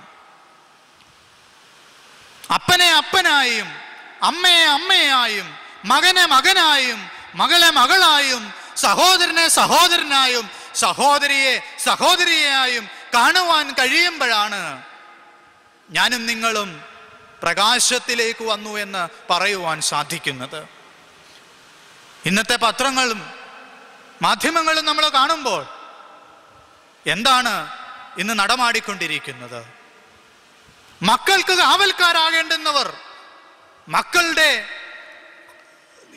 മക്കളെ നശിപ്പിക്കുന്ന, ഇല്ലായ്മ ചെയ്യുന്ന അനുഭവം ഇന്ന് നമ്മുടെ സമൂഹത്തിൽ വർദ്ധിച്ചു വരുന്നു. മക്കൾക്ക് കാവലാകേണ്ടുന്നവർ, മക്കളെ സംരക്ഷിക്കേണ്ടുന്നവർ അവരുടെ അന്ധകന്മാരായി മാറുന്നതായ പൈശാചികമായ അനുഭവം ഇന്ന് നമ്മുടെ സമൂഹത്തിൽ നിലനിൽക്കുമ്പോൾ ഞാൻ അന്ധനാണ് എന്ന് ഓർക്കുക. തിരിച്ചറിയുവാൻ നമുക്ക് സാധിക്കുന്നുണ്ടോ? ഒരു തിരിച്ചറിവിന്റെ തലത്തിലേക്ക് നമ്മൾ വളർന്നിട്ടുണ്ടോ? സഹോദരനെ തിരിച്ചറിയുവാൻ നമുക്ക് സാധിക്കുന്നുണ്ടോ? ഒരു നിമിഷം നമ്മോട് തന്നെ നാം ചോദിക്കേണ്ടതായിട്ടുണ്ട്. യഥാർത്ഥമായി ഒരു തിരിച്ചറിവിന്റെ അനുഭവത്തിലേക്ക് എനിക്ക് വരാൻ സാധിച്ചിട്ടുണ്ടോ? ഒരു മാനസാന്തരത്തിന്റെ അനുഭവം എനിക്ക് ഉണ്ടോ? ആകയാൽ സഭയെ നീ ജാഗ്രതയുള്ളവനായിരിക്കുക. നിന്റെ ആത്മീക അന്ധതയിൽ നിന്ന് ഒരു പ്രകാശത്തിന്റെ അനുഭവത്തിലേക്ക് നീ രൂപാന്തരപ്പെടേണ്ടതായിട്ടുണ്ട്. നിന്റെ ജീവിതത്തിൽ നിനക്ക് നഷ്ടപ്പെട്ടു പോയതായ വെള്ളവസ്ത്രത്തെ നീ തിരിച്ചു പ്രാപിക്കേണ്ടതായിട്ടുണ്ട്. പ്രാർത്ഥനകളിലും നമസ്കാരങ്ങളിലും മുടക്കം കൂടാതെ സംബന്ധിക്കുമ്പോഴും സഹോദരനെ സഹോദരനായി കാണുവാൻ കഴിയുന്നില്ല എങ്കിൽ എന്തേ നിന്റെ പ്രാർത്ഥനയുടെ അർത്ഥം? നോമ്പുകളും ഉപവാസങ്ങളും മുടക്കം കൂടാതെ എടുക്കുന്നുവെങ്കിലും വിശന്നിരിക്കുന്ന സഹോദരന് ഒരു നേരത്തെ ആഹാരം കൊടുക്കുവാൻ കഴിയുന്നില്ല എങ്കിൽ എന്ത് നിന്റെ ഉപവാസത്തിൻ്റെയും പ്രാർത്ഥനയുടെയും അർത്ഥം? നീ ഇന്നും അന്ധനായി തന്നെ കഴിയുന്നു. ഇന്നും വെളിച്ചം നിന്നിൽ വന്നിട്ടില്ല. വെളിച്ചത്തിലേക്ക് നീ വരേണ്ടതായിട്ടുണ്ട്. ആകയാൽ നീ എന്നോട് നിന്റെ കണ്ണിന് ലേപനം വിലയ്ക്ക് വാങ്ങിക്കൊള്ളുക. നിന്റെ അന്ധത മാറുവാൻ തക്കവണ്ണം ഒരു ലേപനത്തെ നീ വിലയ്ക്ക് വാങ്ങിക്കൊള്ളുക. സഭയെ, നിന്റെ ഇപ്പോഴത്തെ അവസ്ഥയെ നീ ഓർക്കുക. നീ ഇപ്പോഴത്തെ അവസ്ഥയിൽ ജാഗ്രതയുള്ളവനാകുക. 3 അവസ്ഥകളെ കുറിച്ചാണ് പറഞ്ഞത്. ഒന്ന്, നിനക്ക് നഷ്ടപ്പെട്ടു പോയ ആദ്യ വിശ്വാസം നീ തിരിച്ച് പ്രാപിക്കുക. 2, നഷ്ടപ്പെട്ടു പോയ വെള്ളയുടുപ്പിനെ തിരിച്ച് പ്രാപിക്കുക. 3, നഷ്ടപ്പെട്ടു പോയ പ്രകാശത്തെ തിരിച്ച് പ്രാപിക്കുക. ആകയാൽ ലവദോക്കിയ സഭയെ നീ ജാഗ്രതയുള്ളവൻ ആകുക. ദൈവത്തിൻ്റെ ആത്മാവ് ഇന്ന് നമ്മോട് പറയുന്നു, നീ ജാഗ്രതയുള്ളവൻ ആകണം, സൂക്ഷ്മതയുള്ളവൻ ആകണം, ശ്രദ്ധയുള്ളവൻ ആകണം. രണ്ടാമത്തെ ഭാഗത്തിലേക്ക് വന്ന് അവസാനിപ്പിക്കട്ടെ. എന്തുകൊണ്ട് നീ ജാഗ്രതയുള്ളവനാകണം? 20-ാമത്തെ വാക്യം അതിന് മറ്റൊരു ഉത്തരം നൽകുന്നുണ്ട്. ഞാൻ വാതിൽക്കൽ വന്ന് മുട്ടുന്നു. ആരെങ്കിലും എൻ്റെ ശബ്ദം കേട്ട് വാതിൽ തുറന്നാൽ ഞാൻ അവനോടും അവൻ എന്നോടും കൂടി അത്താഴം കഴിക്കും. 3 കാര്യങ്ങളാണ് ഇവിടെ വീണ്ടും സൂചിപ്പിക്കുന്നത്.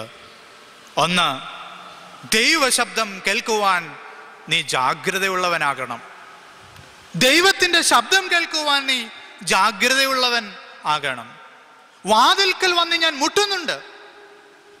കേൾക്കുന്നുണ്ടോ? ദൈവത്തിൻ്റെ ശബ്ദം കേൾക്കുവാൻ സാധിക്കുന്നുണ്ടോ? നമ്മൾ വിചാരിക്കുന്നത് ദൈവം നമ്മോട് ഇടപെടുന്നത് വലിയ അത്ഭുത പ്രവർത്തികളിലൂടെയും അതിശയങ്ങളിലൂടെയും ഗർജിക്കുന്ന ശബ്ദങ്ങളിലൂടെയുമാണ് എന്നുള്ള ഒരു തെറ്റായ ധാരണ നമുക്കുണ്ട്. അങ്ങനെയല്ല. പ്രവാചകൻ പറയുന്നുണ്ടല്ലോ, ആദ്യം വലിയൊരു ഇടിമുഴക്കം ഞാൻ കേട്ടു, അവിടെ ദൈവമുണ്ട് എന്ന് ഞാൻ ചിന്തിച്ചു, പക്ഷെങ്കിൽ അവിടെ ദൈവം ഇല്ലായിരുന്നു. വലിയൊരു കൊടുങ്കാറ്റടിച്ചു, അവിടെ ദൈവം ഉണ്ടാകുമെന്ന് ഞാൻ വിചാരിച്ചു, പക്ഷെങ്കിൽ അവിടെ ദൈവം ഉണ്ടായില്ല. എന്നാൽ പിന്നീട് ഞാൻ മൃദുവായൊരു ശബ്ദം കേട്ടു, അവിടെ ദൈവം ഉണ്ടായിരുന്നു. മൃദുവായ ശബ്ദത്തിൽ, ശാന്തമായ അനുഭവത്തിൽ ദൈവം നമ്മോട് മുട്ടുന്നുണ്ട്. നമ്മുടെ ഹൃദയ കവാടങ്ങളിൽ ദൈവം മുട്ടുന്നുണ്ട്. ദൈവത്തിൻ്റെ ശബ്ദം കേൾക്കുവാൻ സൂക്ഷ്മത നിനക്കുണ്ടോ? ശ്രദ്ധ നിനക്കുണ്ടോ? മണവാളൻ മണവറയിൽ മുട്ടുന്നു. മണവാട്ടി തുറന്നു കൊടുക്കേണ്ടതായിട്ടുണ്ട്. തുറന്നു കൊടുക്കണമെങ്കിൽ മണവാട്ടി ശ്രദ്ധയുള്ളവളാകണം. മണവാട്ടിക്ക് സൂക്ഷ്മതയുണ്ടാകണം. മണവാട്ടിക്ക് ഉണർവുണ്ടാകണം. ദൈവശബ്ദം കേൾക്കുവാനായിട്ടുള്ള ശ്രദ്ധ, സൂക്ഷ്മത, ഉണർവ്, ജാഗ്രത നമുക്ക് ഉണ്ടാകേണ്ടതായിട്ടുണ്ട്. വ്യത്യസ്ത സന്ദർഭങ്ങളിൽ, സാഹചര്യങ്ങളിൽ, ഇടങ്ങളിൽ ദൈവശബ്ദം നമുക്ക് കേൾക്കുവാൻ സാധിക്കും. വചനം വായിക്കുമ്പോഴായിരിക്കാം, ദേവാലയത്തിൽ ആരാധനയിൽ സംബന്ധിക്കുമ്പോഴായിരിക്കാം, കൂദാശകളിൽ സംബന്ധിക്കുമ്പോഴായിരിക്കാം ഒരുപക്ഷെങ്കിൽ ദൈവത്തിൻ്റെ ശബ്ദം കേൾക്കുവാൻ ഇടയാകുന്നത്. തിരിച്ചറിയുവാൻ നമുക്ക് സാധിക്കുന്നുണ്ടോ? എത്രയോ പ്രാവശ്യം ദൈവം നമ്മെ വിളിച്ചിരിക്കുന്നു. യെശയ്യാ പ്രവാചകൻ പറയുന്നുണ്ടല്ലോ, ഇപ്പോഴോ യാക്കോബേ, ഞാൻ നിന്നെ പേർ ചൊല്ലി വിളിച്ചിരിക്കുന്നു. ഞാൻ നിന്നെ പേർ ചൊല്ലി വിളിച്ചിരിക്കുകയാണ്. പക്ഷെ നീ കേട്ടിട്ടുണ്ടോ? നീ കേട്ടിട്ടുണ്ടോ? ഇന്ന് ദൈവത്തിൻ്റെ ശബ്ദം നീ കേട്ടോ? ദൈവത്തെ ശബ്ദം കേൾക്കുവാൻ നിനക്ക് കഴിഞ്ഞിട്ടുണ്ടോ? 2, ദൈവത്തെ ഉള്ളിൽ സ്വീകരിക്കുവാൻ ഒരുക്കം നിനക്കുണ്ടാകണം. അതിന് നീ ജാഗ്രതയുള്ളവനാകണം. ദൈവത്തെ ഉള്ളിൽ സ്വീകരിക്കുവാൻ നിനക്ക് സാധിക്കണം. വിശുദ്ധ കുമ്പസാരത്തെക്കുറിച്ച് ഉള്ള ഒരു പുസ്തകത്തിൽ വളരെ മനോഹരമായ ഒരു കഥ രേഖപ്പെടുത്തിയിട്ടുണ്ട്. ദ ഫോർഗോട്ടൺ മെഡിസിൻ എന്നാണ് ആ പുസ്തകത്തിൻ്റെ പേര്. അതിൻ്റെ ആരംഭത്തിൽ ഒരു ചെറിയ കഥയോടുകൂടിയാണ് അത് ആരംഭിക്കുന്നത്. കഥ ഇപ്രകാരമാണ്. ഒരു യാത്രക്കാരൻ ഒരു ഗ്രാമത്തിലെത്തുമ്പോൾ ആ ഗ്രാമത്തിലെ പല ഭവനങ്ങളിൽ ചെന്ന് മുട്ടുകയാണ്. ആദ്യ ഭവനത്തിൽ മുട്ടി. ഗൃഹനാഥൻ വാതിൽ തുറന്നു കൊടുത്തു. അതിഥി ഭവനത്തിനുള്ളിൽ പ്രവേശിച്ചു. പക്ഷെങ്കിൽ ഭവനത്തിൽ താമസിക്കുവാൻ അത് താമസയോഗ്യം അല്ലായിരുന്നു. പന്നിക്കൂടും ഭവനവും ഒന്നായിരുന്നു. അത് മലിനമായിരുന്നു, മ്ലേച്ഛമായിരുന്നു. രണ്ടാമത്തെ ഭവനത്തിൻ്റെ വാതിൽക്കൽ ചെന്നപ്പോൾ മുട്ടി. ഗൃഹനാഥൻ തൻ്റെ നായയെയും കൊണ്ട് പുറത്തേക്ക് വന്നു, സ്വീകരിച്ചില്ല. മൂന്നാമത്തെ ഭവനത്തിൽ കടന്നു വന്നു, വീണ്ടും മുട്ടി. ഗൃഹനാഥൻ കടന്നു വരുന്നു, തുറക്കുന്നു, അകത്ത് പ്രവേശിക്കുന്നു. പക്ഷെങ്കിൽ അവിടെയെല്ലാം അലങ്കോലപ്പെട്ട് കിടക്കുന്നു. ഈ പാർക്കുവാൻ, വാസത്തിന് യോഗ്യമല്ല. അവസാനം ഒരു വിധവയുടെ ഭവനത്തിൻ്റെ മുമ്പിൽ ഈ അതിഥി എത്തുകയാണ്. അതിഥി പതിവ് പോലെ വാതിലിൽ മുട്ടുന്നു. വിധവ കതക് തുറന്നു കൊടുക്കുന്നു. അകത്ത് പ്രവേശിച്ച അതിഥിക്ക് വളരെ സന്തോഷം. കാരണം ഭവനം ചെറുതെങ്കിലും അടുക്കും ചിട്ടയും ക്രമീകരണവും അതിൽ വസിച്ചു. എന്നിട്ട് എഴുത്തുകാരൻ ഇങ്ങനെ എഴുതി: ഇപ്രകാരമാകുന്നു ക്രിസ്തു നമ്മുടെ മുമ്പിലും വരുന്നത്. വാതിലുകളിൽ അവൻ മുട്ടുന്നുണ്ട്. അവന് വാസയോഗ്യം ആയ ഭവനങ്ങളാണോ ഞാനും നിങ്ങളും? ഭവനങ്ങളിൽ അവൻ വന്ന് മുട്ടുന്നുണ്ട്. പക്ഷെങ്കിൽ അവന് വാസയോഗ്യമാണോ ഞാനും നിങ്ങളും? പൗലോസ്ലീഹ ഓർമ്മിപ്പിക്കുന്നുണ്ടല്ലോ, നിങ്ങൾ ദൈവത്തിൻ്റെ മന്ദിരമാണ്, ദൈവം വസിക്കേണ്ടുന്ന ദേവാലയങ്ങളാണ് നിങ്ങൾ. നിങ്ങളുടെ ശരീരം ദൈവത്തിന് മന്ദിരമെങ്കിൽ അതിൽ ദൈവമായിരിക്കണം വസിക്കേണ്ടുന്നത്. ദേവാലയം വിശുദ്ധവുമായിരിക്കണം. അവയെ കച്ചവട കേന്ദ്രമാക്കി നീ മാറ്റരുത്, വ്യാപാര കേന്ദ്രമാക്കി നീ മാറ്റരുത്. ദൈവത്തെ മാത്രമായിരിക്കണം നിന്റെ ഉള്ളിൽ നീ സ്വീകരിക്കേണ്ടുന്നത്. മറ്റെല്ലാത്തിനെയും മാറ്റിക്കളഞ്ഞ് ദൈവത്തെ സ്വീകരിക്കുവാൻ തക്കവണ്ണം ഉള്ള ഒരുക്കം നിന്റെ ഉള്ളിലേക്ക് നീ കൊണ്ടുവരേണ്ടതായിട്ടുണ്ട്. വലിയൊരു ഒരുക്കം നമുക്കുണ്ടാകേണ്ടതായിട്ടുണ്ട്. അതിൽ നീ ജാഗ്രതയുള്ളവനാകണം. കാരണം നിന്റെ ദൈവമെന്ന് പറയുന്നത് അഖിലാണ്ടത്തിൻ്റെ സൃഷ്ടിതാവും സർവചരാചരങ്ങളെ സൃഷ്ടിച്ചവനും വിശുദ്ധിയിൽ വസിക്കുന്നവനുമാണ്. അവൻ അശുദ്ധിയിൽ വസിക്കില്ല. അശുദ്ധിയുമായിട്ട് അവന് സംസർഗമില്ല. അവൻ വിശുദ്ധനെ തേടി വരുന്നു. അവൻ പാപിയെ തേടി വരും. പാപി മാനസാന്തരപ്പെടുമെങ്കിൽ, അനുദപിക്കുമെങ്കിൽ, അവൻ്റെ തെറ്റുകളെ വിട്ടു തിരിയുമെങ്കിൽ അവൻ അവനിൽ വസിക്കും. അവൻ അനുഗ്രഹിക്കപ്പെട്ടവനായി മാറും, രൂപാന്തരപ്പെടും. പരിശുദ്ധ ദൈവമാതാവിനെ കുറിച്ച് പറയുമ്പോൾ നമുക്ക് പറയുവാനായിട്ട് കഴിയുന്ന ഏറ്റവും വലിയ കാര്യം, അവൾ ക്രിസ്തുവിനെ ഉള്ളിൽ വഹിച്ചവൾ ആണ്. അവൾ ക്രിസ്തുവിനെ ഉള്ളിൽ വഹിച്ചവളാണ്. എന്തുകൊണ്ട് മറിയം അനുഗ്രഹിക്കപ്പെട്ടവൾ? അതിനുത്തരം, അവൾ ക്രിസ്തുവിനെ ഉള്ളിൽ വഹിച്ചു. ആദിയിൽ മാതാവില്ലാതെ പിതാവിൽ നിന്ന് ജനിച്ചവനെ, കാലത്തിൻ്റെ പൂർണ്ണതയിൽ വചനമായിരുന്നവനെ തൻ്റെ ഉദരത്തിൽ അവൾ സ്വീകരിച്ചു. അവനെ അവൾ വഹിച്ചു. അവൾ ദൈവപ്രസവത്രിയായി, ദൈവത്തെ വഹിച്ചവളായി മാറി.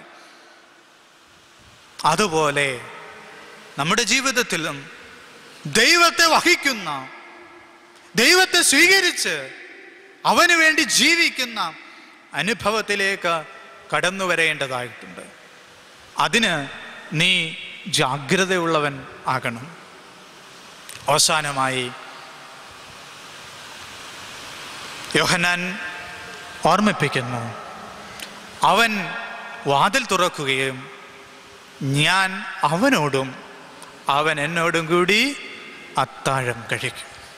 ക്രിസ്തുവിനോട് ചേർന്നുള്ള അത്താഴം. അവൻ നമുക്കായിട്ടൊരു അത്താഴം ഒരുക്കി വച്ചിരിക്കുകയാണ്. തിബിയാസ് കടൽ തീരത്ത് മത്സ്യം പിടിക്കുവാനായിട്ട് പോയതായ പത്രോസിനോടും ശിഷ്യന്മാരോടും അവൻ വളരെ മൃദുവായ ശബ്ദത്തിൽ ചോദിക്കുന്നു, കുഞ്ഞുങ്ങളെ കൂട്ടുവാൻ വല്ലതും ഉണ്ടോ? കുഞ്ഞുങ്ങളെ കൂട്ടുവാൻ വല്ലതും ഉണ്ടോ? അവർ പറഞ്ഞു, ഒന്നും കിട്ടിയില്ല, ഒന്നും ഞങ്ങൾക്കില്ല. എന്നാൽ അവൻ പറഞ്ഞ പ്രകാരം അവർ വല മാറ്റി വീശിയപ്പോൾ പെരുത്തോരു മുൻകൂട്ടം അവർക്ക് ലഭിച്ചു. തിരിച്ച് കടൽ തീരത്ത് എത്തുന്നതായ ശിഷ്യന്മാരെ കാത്തു നിൽക്കുന്ന യേശുവിൻ്റെ ഒരു ചിത്രം യോഹന്നാൻ എവൻഗലിസ്തൻ എഴുതിയിട്ടുണ്ട്. അതിങ്ങനെയാണ്: അവർ വന്നപ്പോൾ അവൻ അവർക്കായി ഒരു അത്താഴം ഒരുക്കിയിരുന്നു.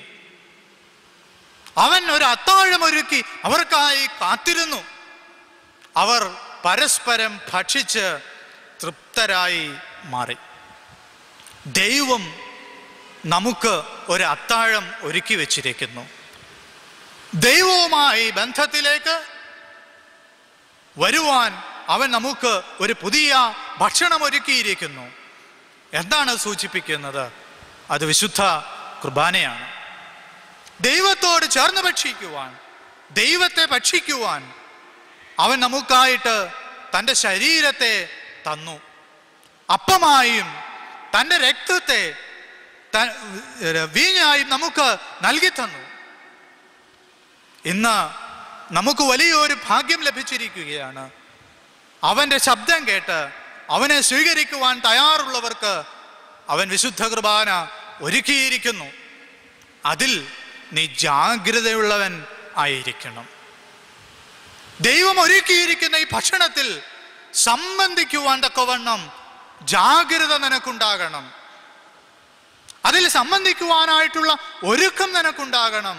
അതിൽ സംബന്ധിക്കുവാനായിട്ടുള്ള ശ്രദ്ധ നിനക്ക് ഉണ്ടാകണം. കാരണം അത് നിത്യജീവന്റെ ഔഷധമാണ്. അത് ജീവന്റെ അച്ചാരമാണ്. അത് നാശമില്ലായ്മയാണ്. അത് നിത്യജീവനാണ്. അത് നിന്റെ ജീവിതത്തിൽ നീ പ്രാപിക്കാതെ ജീവിക്കുമ്പോൾ സഭയെ നീ ശീതവാനുമല്ല ഉഷ്ണവാനുമല്ല, ശീതോഷ്ണവാനായിരുന്നെങ്കിൽ കൊള്ളായിരുന്നു എന്ന് സാക്ഷ്യം പറയേണ്ടതായി വരും, ശാസിക്കേണ്ടതായി വരും. സ്നേഹത്തിൻ്റെ ഭാഷയിൽ യോഹന്നാൻ ലവദോക്കിയ സഭയോട് പറഞ്ഞത്, സഭയെ നീ ജാഗ്രത ഉള്ളവൻ ആകുക. എന്തിലാണ് നീ ജാഗ്രത ആകേണ്ടത്? രണ്ട് പ്രധാനപ്പെട്ട ചിന്തകളിലൂടെയാണ് നമ്മൾ കടന്നുപോയത്. ഒന്ന്, നിന്റെ ഇപ്പോഴത്തെ അവസ്ഥയെക്കുറിച്ച് നീ ജാഗ്രതയുള്ളവൻ ആകണം.